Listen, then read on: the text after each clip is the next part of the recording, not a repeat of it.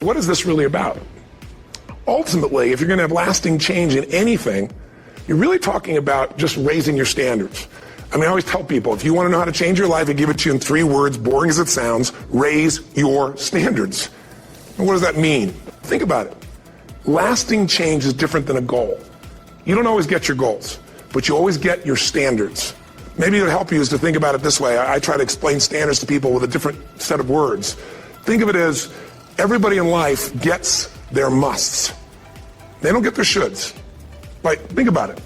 Most people have a list of shoulds, don't they? Don't you have a list of the shoulds, things you should do, you should follow through on? I should lose some weight, I should work out more, I should make more calls, I should respond more rapidly to my email, whatever, you know? I should get into the office earlier, I should be, more confident. Whatever your should list is, people love to have their should list be met, but it's kind of like New Year's resolutions.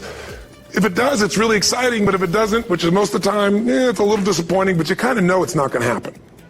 But when you decide something is a must for you, an absolute must, when you cut off any possible, you say, I'm going to find the way, or I'm going to make the way. Human beings, when they resolve things, when they make a real resolution inside themselves, which is they raise the standard, they make it a must, they find the way. Think about it in your own life. Haven't you had some area of your life where you raise your standard and your life has never been the same? Maybe at one time in your life you smoked cigarettes, or you did something and you did it for years and you kept trying to change it, and kept telling yourself, I should. And then one day something happened. Something just clicked you over. Something took you over that kind of tipping point. And inside yourself you said, no more. And it was a very, very different experience, wasn't it? Something inside of you shifted. And what was a should became a must, and you've never gone back. Is there an area like that in your life you can think of? Again, did you ever smoke cigarettes? Did you ever eat a certain way, drink a certain form of alcohol, and then finally say no more, and you just don't go back? And notice this, it doesn't really take any willpower anymore. Because somewhere when we make this click, when we make something a must, we attach ourselves to it. It becomes part of our identity. And one thing I've learned in the last, 33 years of working with people from now over 100 countries, 4 million people, is human beings absolutely follow through on who they believe they are. If you said to me, well, I'm really going to work hard to stop smoking, but I've been a smoker my whole life, and I am a smoker, I know your days are numbered. You're going to be back smoking cigarettes again, because we all act consistent with who we believe we are. I tell people the strongest force in the whole human personality is this need to stay consistent with how we define ourselves. If you define yourself as somebody who is really conservative, you're not going to be crazy and act nuts unless you're really drunk or something, and then you can say it's the alcohol, when it's really just you finally getting permission to be yourself. The alcohol is your excuse. If you're a really crazy person, you act crazy, outrageous, playful. You don't act conservative because that's not who you are. Very often people say, well, I can't do that. I'm not that kind of person. And I always say to people, really, when did you define yourself? I mean, really, how many years ago did you come up with what you could and couldn't do in your life? How many years ago? Most people, if they really look at how they're living their life today, it's based on a set of standards, a set of beliefs that they made choices about 10, 20, 30 or more years ago. I mean, very often we made decisions in our youth or very young about what to believe, about what we were capable of, about who we are as a person, and that becomes the glass ceiling, if you will, that controls us.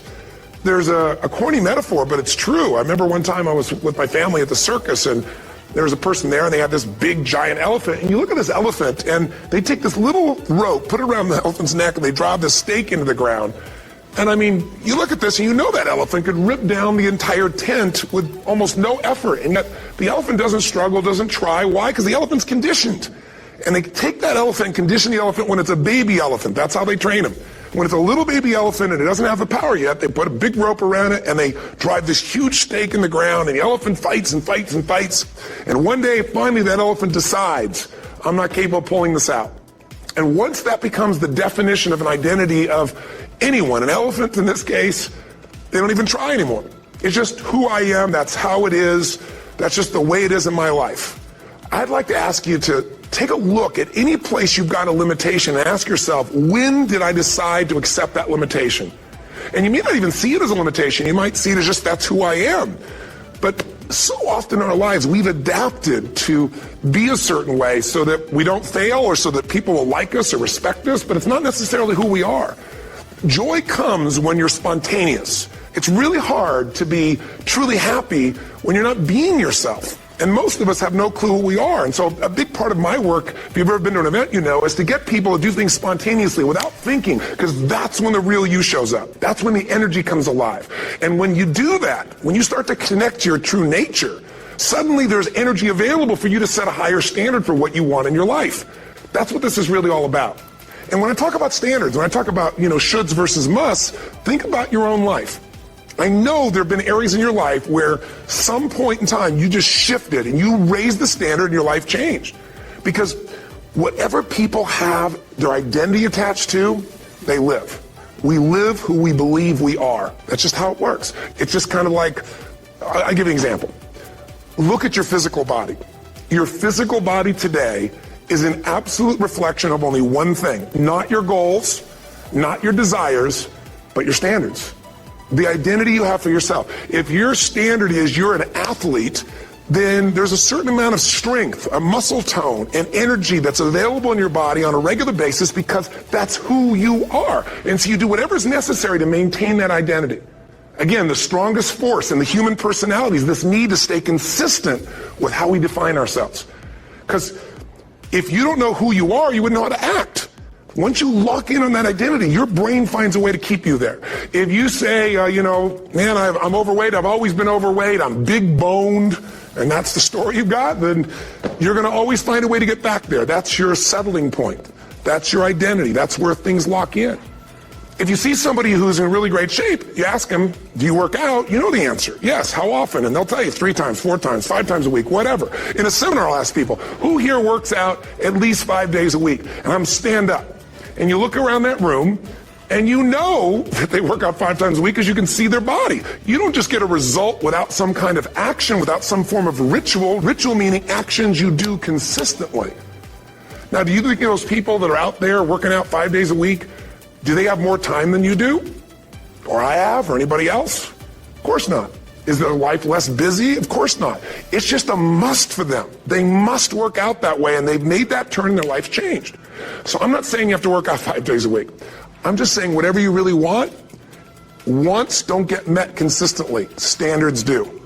Whatever you identify, this is who I am. And so it's not so much about changing your identity as it is expanding it. Deciding that, instead of your goal is to lose 10 pounds, which is not compelling, what if your vision was to get back to my fighting weight? This year, this month, this next 90 days, I'm going to transform my body. I'm going to take on a new challenge. I'm going to find some technique or strategy, there's a million of them, that can reframe myself where I want to feel younger, stronger, more vibrant than ever before. Here's my reasons. Because I want the energy to really make my life work. Because it's tough out there, and I want to be stronger than I've ever been before. I want to go in front of the mirror, and if I'm naked, not, want to laugh. I want to look there and take a good look and go, yeah, I'm proud of whatever I see there. Whatever it takes, something's going to make you laugh, smile, something's going to tease yourself, but something's going to move you to another level. If you identify yourself in a new way and you own that every day, and that becomes the standard of how you live, you'll find the way to make that standard real. Money's the same way. Think about it. It doesn't matter what's happening, quote unquote, in the marketplace. People that make money find a way to make money no matter what, don't they? I mean, most people's standard is to pay their bills. So that's what most people find a way to do, even when economic times get tough. Most people, if that's their absolute standard, they find a way. Some people's standard is pay their bills most of the time. And so most of the time they do. Some people's standard is not just to pay their bills, but to take care of their family and maybe even some of their friends. And they find a way. In fact, some people may be in a family where they don't have enough money. They barely have money to pay their bills. They work their guts out.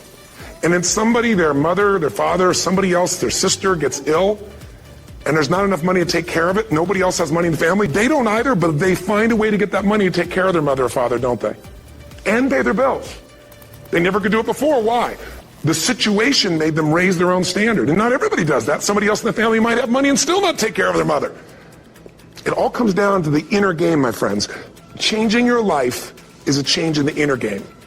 The outside world you can't control, but you have absolute control over this one if you learn the dynamics of what shapes you. And identity is one of those simple, clear, fundamental basics that if you start to shift it, everything else will shift in your life.